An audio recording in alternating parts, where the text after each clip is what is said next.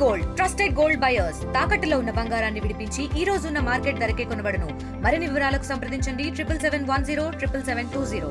Betting apps పై జరుగుతున్న పోరాటం ఇప్పటికీ ఆగట్లేదు. ఎందుకంటే వీళ్ళ మీద క్రిమినల్ కేసులు పెట్టినా వీరు ఏదో ఒక విధంగా మళ్ళీ బయటకు వస్తూ ఉంటారు, బెయిల్ మీద తిరుగుతూ ఉంటారు, ఇదంతా సాగుతూ ఉంటుంది. కానీ వీళ్ళ మీద యాక్షన్ తీసుకోవాలంటే కన్జ్యూమర్ అథారిటీ మీద వీళ్ళు ఢిల్లీలో కేసు ఫైల్ చేస్తే కానీ వీళ్ళ మీద యాక్షన్ తీసుకోలేము అని అర్థమైంది. సో దీనికి హైకోర్టు అడ్వకేట్ కృష్ణకాంత్ గారు వీళ్ళ మీద కన్జ్యూమర్ యాక్ట్ ప్రకారం వీళ్ళ మీద కేసు వేయడం జరిగింది. అసలు ఎందుకు ఇలా చేశారు అన్న మీరు చెప్పండి. ఫస్ట్ నుంచి కూడా మీరు దీని మీద పోరాడుతూనే ఉన్నారు, వీళ్ళ మీద కేసులు ఫైల్ చేస్తూ ఉన్నారు. ఇప్పుడు కన్జ్యూమర్ కోర్టు వరకు ఎందుకు వెళ్ళాల్సి వచ్చింది, అథారిటీకి ఎందుకు ఢిల్లీ వరకు వెళ్ళాల్సి వచ్చింది ఈ కేసు మీద? అసలు ఏంటి మూలాలు ఏంటి మాట్లాడండి ఒకసారి. అంటే ఫస్ట్ నుంచి పవన్ గారు మీరు చూసుకుంటే ఈ బెట్టింగ్ యాప్స్కి అగెన్స్ట్గా వీళ్ళ మీద నేను ఎన్నో ఇంటర్వ్యూస్లో ఎన్నో సందర్భాలు చెప్పడం జరిగింది.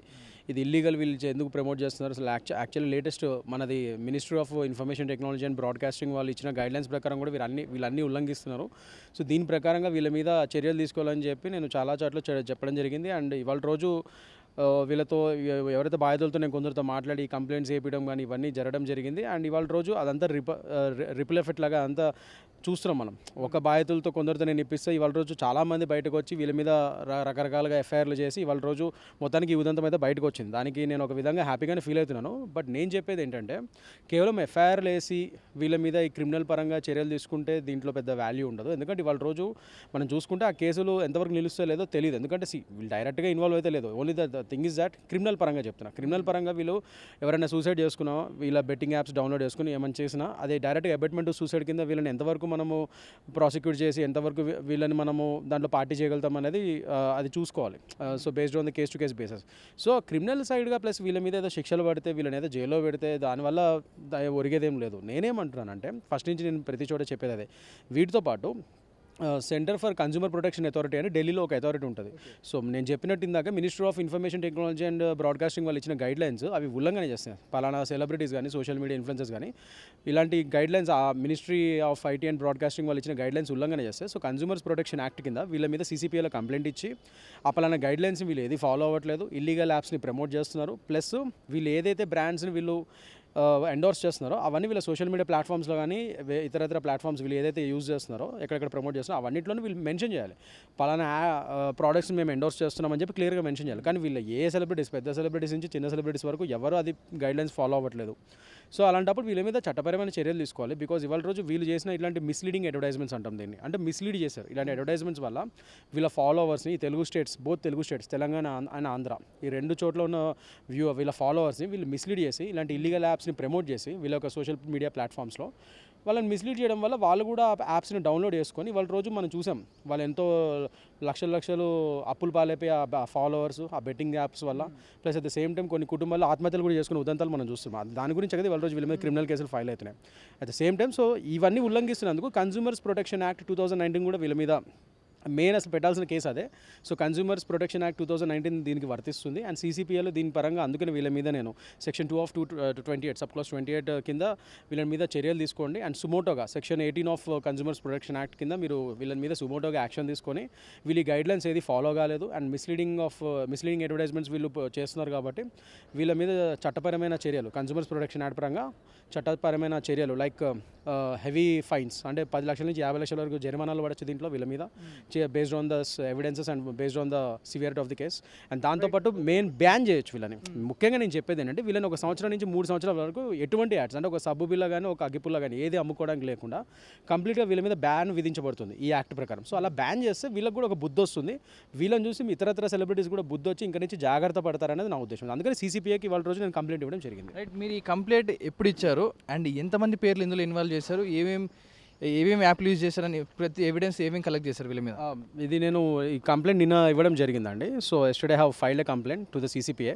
వాళ్ళకి పంపించాను, నేను చేయడం జరిగింది ఆన్లైన్లోను అండ్ ఫిజికల్గా కూడా వెళ్ళి ఇవ్వడం జరిగింది. అండ్ మీరు చూసుకుంటే ఇవాళ రోజు this is a complaint copy.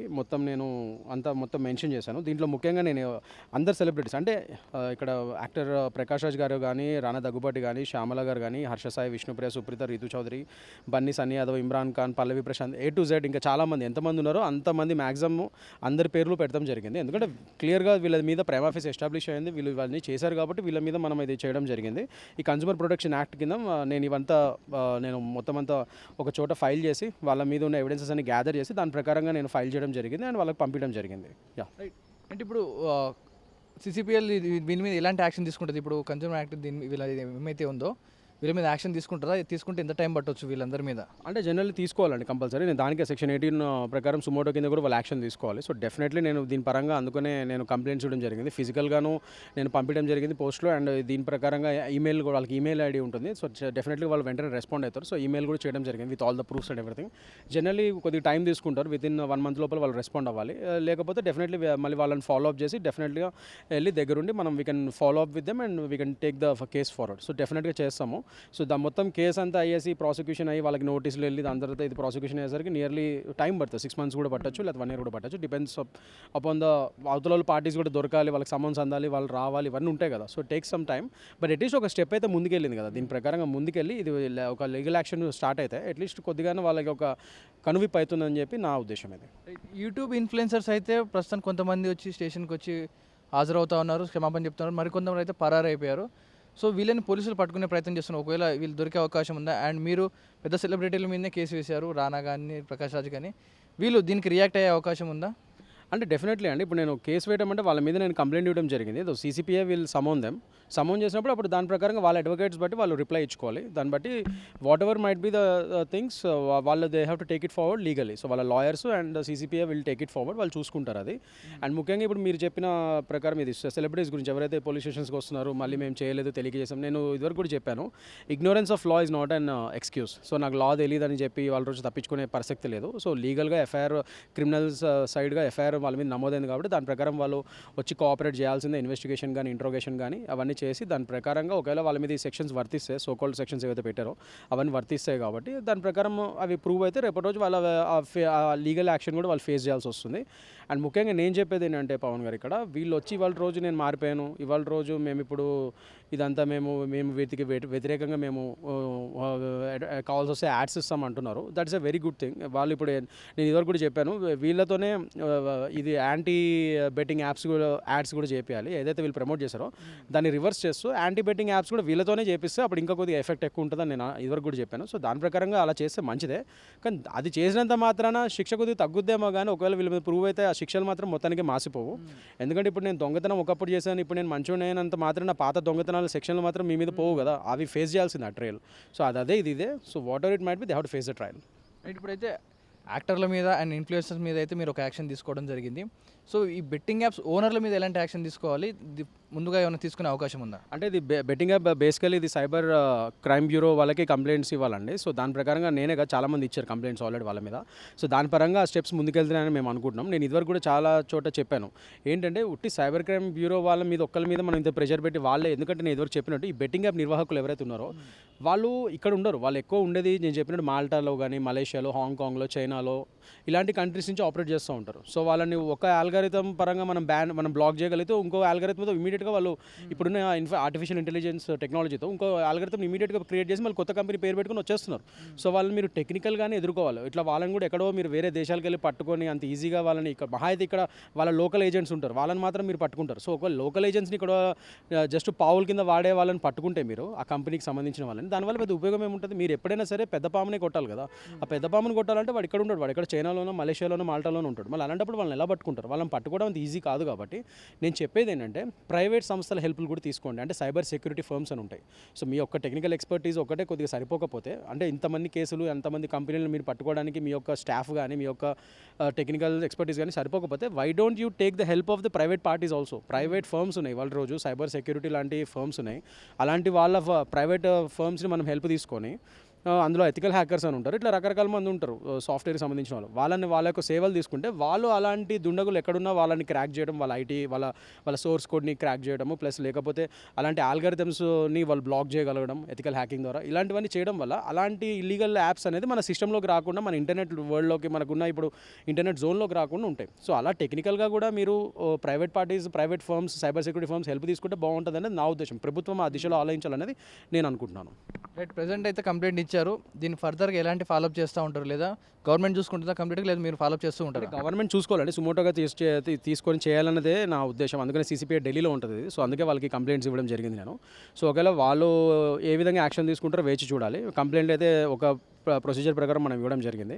So let us wait and see. ఒకవేళ వాళ్ళ నుంచి ఏంటి నెక్స్ట్ స్టెప్ అనేది చూస్తాను నేను. రాకపోతే then I'll definitely follow up and I'll take it forward definitely. మీరైతే కంప్లీట్ ఇచ్చారు, బాగానే ఉంది. సెలబ్రిటీస్ నుంచి మీకు ఏమైనా కాల్ వచ్చే అవకాశం ఉందా?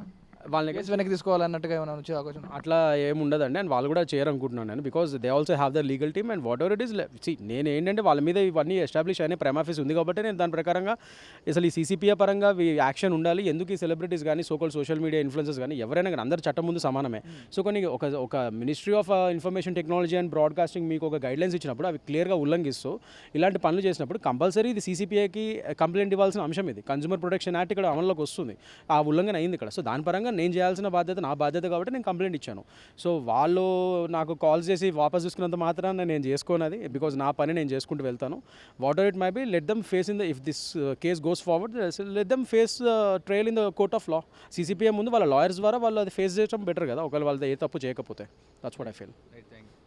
ఇది ఏదైతే ఉందో ఇది క్రిమినల్ కేసులో ఇస్తే బయటకు వచ్చే అవకాశం ఉంది. వీళ్ళని కన్స్యూమర్ అథారిటీలోనే ఎదుర్కోవాలి, అక్కడే బ్యాన్ చేస్తే తప్ప ఈ యాడ్లని ఆగు. ఒకవేళ మనం మెయిన్ బ్రాండ్లు ఎవరైతే ఆర్గనైజర్స్ ఉన్నో వాళ్ళని బ్యాన్ చేసినా ఈ ఆల్గరిథమ్స్ మళ్ళీ కొత్త యాప్లు వస్తూ ఉంటాయి. సో ఈ ప్రమోటర్ చేసే వాళ్ళని ఆపితే కానీ, వీళ్ళని కన్స్యూమర్ యాక్ట్ కింద ఆపితే కానీ ఆగవంటూ హైకోర్టు అడ్వకేట్ కృష్ణకాంత్ గారు వాళ్ళని కేసు వేయడం జరిగింది కన్స్యూమర్ కోర్ట్ అథారిటీలో. వేచి చూడాలి ఈ కేసు ఎంతవరకు వెళ్తుంది, ఈ బెట్టింగ్ యాప్స్ మీద ఎలాంటి పంజా చూపిస్తుంది అనేది. కెమెరాన్ కోటితో పవన్ వాయిదేవ్, RTV. మరిన్ని వీడియోస్ కోసం ఛానల్ ని సబ్స్క్రైబ్ చేయండి. లేటెస్ట్ అప్డేట్స్ కోసం వాట్సాప్ ఛానల్ ని ఫాలో అవ్వండి. ఆ లింక్ డిస్క్రిప్షన్ లో ఉంది.